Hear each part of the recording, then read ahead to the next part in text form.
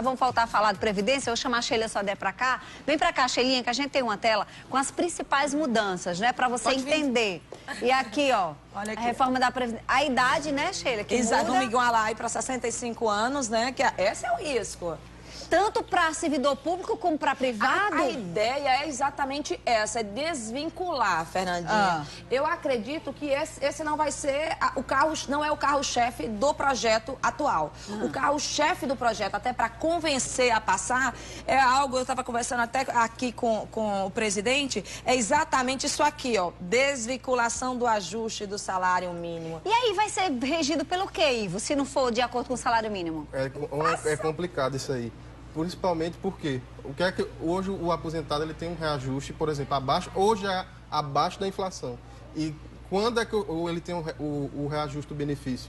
O reajuste acontece quando há o aumento do salário mínimo.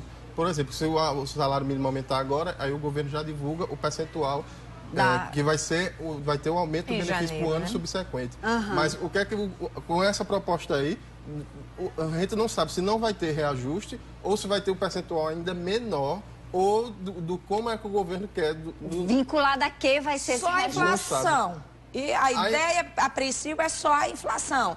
E aí, se a gente já tem do salário mínimo, que hoje está 880, se passar agora, o trabalhador não sabe se vai ter em janeiro realmente qual vai ser esse reajuste, né? E como ele mesmo falou, se o salário mínimo muitas vezes é abaixo da inflação, que é isso que o governo quer, ele quer tirar desvincular, porque é onde ele diz que gera o maior custo para ele, uma vez que a maioria, se não chegar a 60% dos aposentados do INSS, recebe salário mínimo. Ô, Sheila, tem aqui também, então vamos por pedaços aqui. A idade mínima de 65 anos para aposentadoria de homens e mulheres, isso serve para servidor público e para privado. Exatamente. Mas tem uma historinha aqui, que a nova regra vai valer para os trabalhadores com menos de 50 anos, essa regra da idade. Exato. Por que a questão, Fernanda, que eles estão querendo trabalhar seria a questão da regra de transição. Toda vez que nós temos uma mudança, uma lei, como nós trabalhamos com a do ano passado, que foi um programa legal em relação a essas diferenças, o que acontece? Poxa, mas e quem já está com direito adquirido? Que aí Ivo pode falar muito bem o que é o direito adquirido. Ele já pode usufruir, a lei já começa de imediato para prejudicar quem já tem essa garantia, né? Ou vai dar um lapso temporal em relação a isso. É mais ou menos o que eles estão falando, né? Que já quem está, quer dizer, quem já tem aí seus 50 anos, 56 anos... Mas não quase completou o tempo de serviço. Como é que vai acontecer, Ivo? Isso, justamente. Vai ter uma regra de transição. O que se espera, a sociedade está clamando que haja uma regra de transição e que não seja de forma abrupta para todos os trabalhadores. E outra coisa também, com menos de 50 anos, não. Eles estão querendo começar, acho que a partir com 55, por aí, mais ou menos isso. A gente também vê aqui que mulheres e professores teriam um tratamento diferenciado. Só nessa regra de transição, eles dão um percentual a cada ano, aumentaria um pouco mais em relação a isso, essa questão até da pontuação.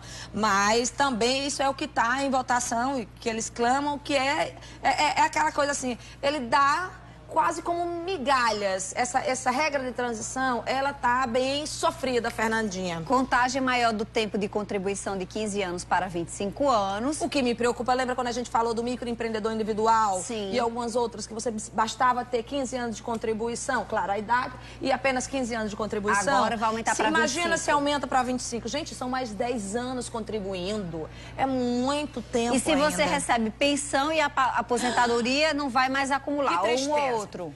A Ivo vai falar muito bem. Quais são os casos em que ocorre, Ivo, a pensão e a aposentadoria? Geralmente a pessoa trabalha, tem o cônjuge, ou o marido ou a mulher, que ele trabalha e vem a falecer. Certo. O que é que acontece? Ele tem direito adquirido a um benefício de pensão por morte. Então, quando ele chegar, ele preencher os requisitos para se aposentar, ele vai ter direito à sua aposentadoria. Ele vai receber uma aposentadoria e uma pensão. Justamente isso que o governo tem essa brilhante ideia de acabar com isso. Horrível. Principalmente por quê? Porque houve a contribuição, não houve a contribuição. Dos dois, ele não contribuiu, duas fontes né? diferentes. Saiu do meu trabalho e saiu do meu esposo. Sabe o que isso vai acontecer, Fernandinha? Não vão querer casar. Vai correr um risco muito grande, é isso. As pessoas não vão querer casar para não ficar com aquela ideia. Mais ou menos isso, alguma coisa do gênero. Você tá entendendo? Porque às vezes você vê no jornal, assim, uma coisa muito... vai ter mudança, você não tá entendendo quanto isso vai influenciar na tua vida. A desvinculação do reajuste salário mínimo, a gente já falou as consequências disso. Revisão dos benefícios por incapacidade, já está acontecendo aí, não sei quantas mil pessoas já tiveram o benefício cortado.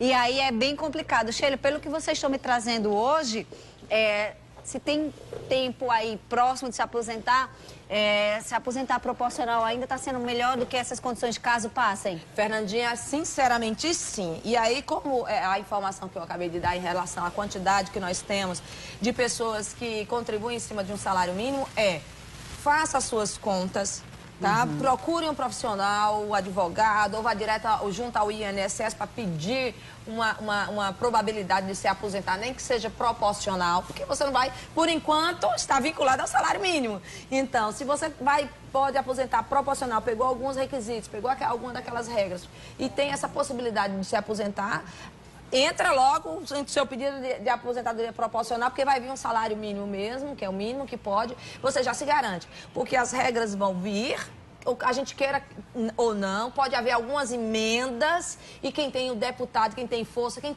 é representante aí, que tem algum poder político, que utilize para pressionar o seu político, aquele pessoa que está diretamente representando.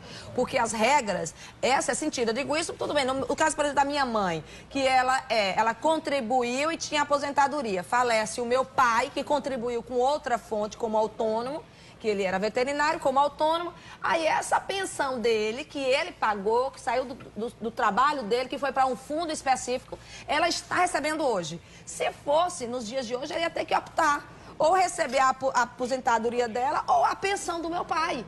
E quer dizer, isso é uma atrocidade, porque isso foram vale duas para quem já está acontecendo, não, é só para os novos casos, não vai atingir quem já está no...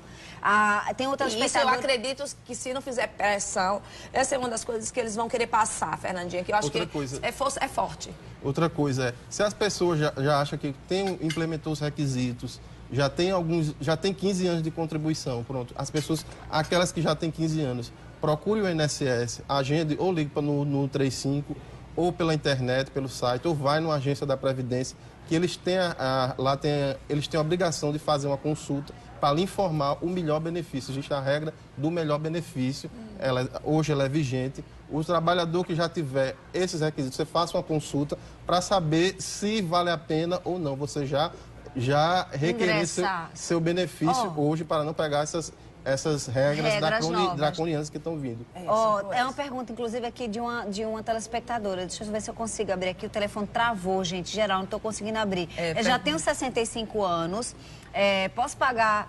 Faltam 2 anos para ela se aposentar, para completar os 15 anos de Previdência. Posso pagar esses 2 anos adiantados de INSS para eu poder me aposentar? Não, para frente antecipar, não. Infelizmente, ela teria aquela história, sabe, parar, pensar no passado dela todinho para ver se tem um ano aí, algum ano, 2 anos perdido no passado, de alguma empresa que não conseguiu registrar, alguma ação trabalhista que não está contando, tentar fazer uma análise. Às vezes as pessoas, principalmente do interior, exerceram atividade rural. Bem pensado. Ver se não exerceu atividade rural no passado, que essa atividade rural, esses 2 anos contam como tempo de contribuição.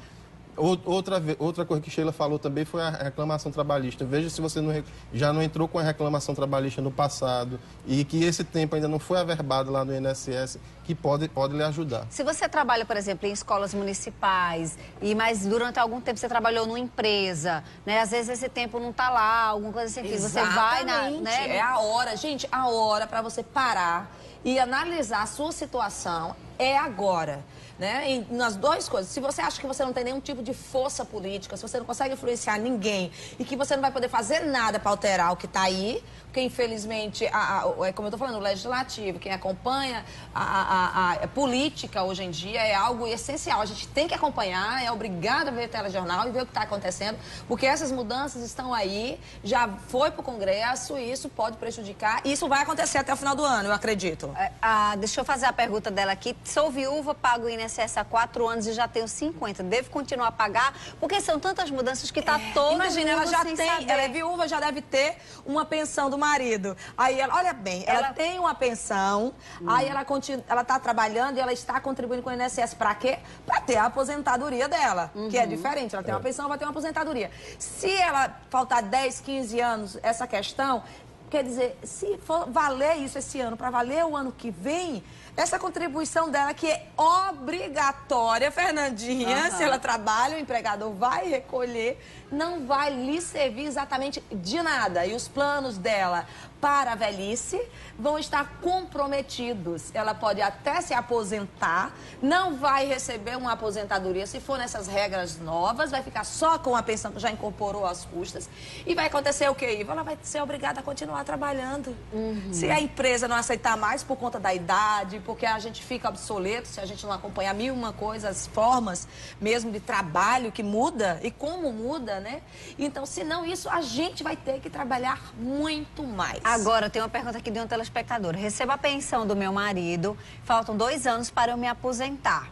No mesmo caso, mesmo tá no medo. E aí, eu perco a pensão dele, já que eu só vou me aposentar daqui a 2 anos? Olha o risco, olha o risco. Como a gente viu ali nas regras de transições, ele deve estabelecer alguma coisa referente a esse tempo que ela já tem adquirido.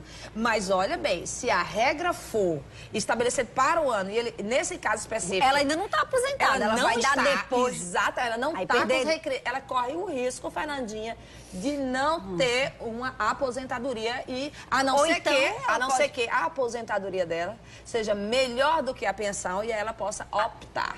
Mas também o trabalhador tem que ter consciência também que ele está pagando todo mês aquelas contribuições. Não é justo que o governo fique, de jeito nenhum. Mas o problema é que... a força política que nós temos. Então, é a movimentação, Fernandinha. Esse danado desses iPad da vida, esses telefones da vida, essas redes sociais. Você pensa que não, mas olha a quantidade de força que ele foi para a gente destituir um governo. Né? E estamos com um novo governo aí. Então, assim, nós temos força. E é por meio desse conhecimento que eu acho que você faz muito bem no programa, antecipar os fatos. A gente vem antecipando aqui no nosso quadro várias coisas que quando menos espera aconteceram. Né? A gente tem as doulas, a gente vários assuntos aí que a gente vinha discutindo como projeto, o projeto aprova, né? E aí?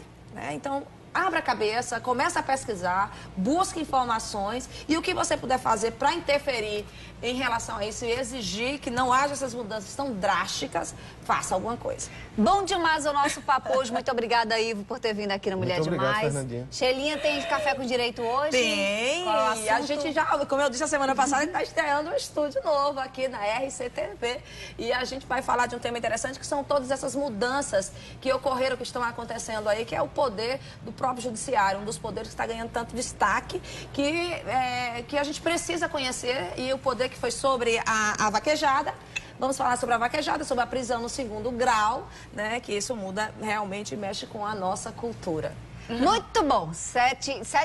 10 da noite, né, Shelinha? Exatamente, às 22 horas. No canal 27 RCTV do seu jeito pra você.